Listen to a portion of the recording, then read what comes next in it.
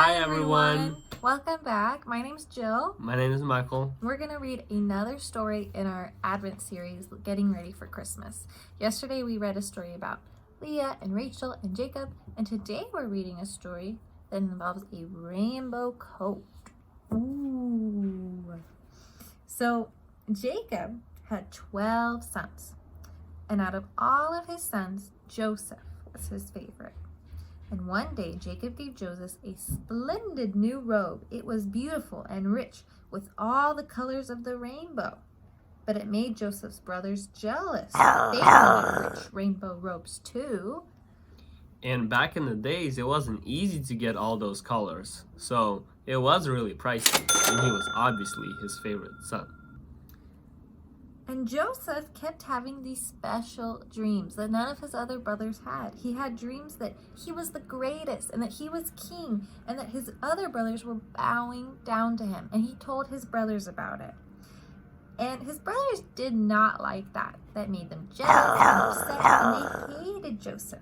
And they wanted to kill him and get rid of him forever. And so one day, that's exactly what they tried to do. They tore Joseph's rainbow robe off of him and sold him to slave traders for 20 pieces of silver. The traders took Joseph to Egypt and made him into a slave. And the brothers went home and lied to their father, telling him that Joseph was dead. And that's the end of Joseph, they thought. But they were wrong. God had a magnificent plan for Joseph's life. And even when it looked like everything had gone wrong, God would use it all to help make his plan come true. God would use everything that happened to Joseph to do something good. But right now, things were not looking good for Joseph. No. When Joseph was in Egypt, he got accused of doing something he did not do. I don't know about you, but when that happens to me, that is not nice. That is not fair. Not fair. So he got put in jail. Punished and thrown in jail for something he did not even do. But God had a plan. One night, the Pharaoh, who was the king of Egypt, had a scary dream about thin cows eating up fat cows. Super weird, super confusing. The Pharaoh didn't know what it meant. But Joseph was a dream expert. So Pharaoh sent for Joseph.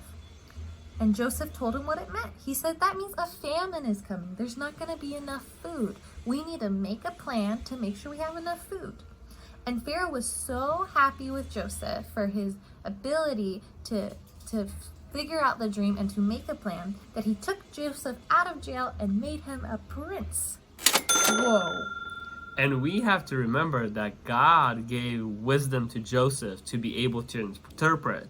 And so God had a plan all along for Joseph. But what's going to happen next? So while this is going on, back home, Joseph's brothers are in famine. They run out of food. They don't have any food and they're hungry. And they were in danger. If they didn't get food, they were going to die.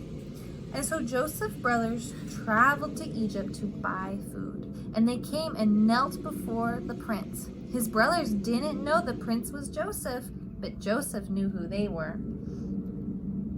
Joseph's dream, the one about his brothers bowing before him, was coming true.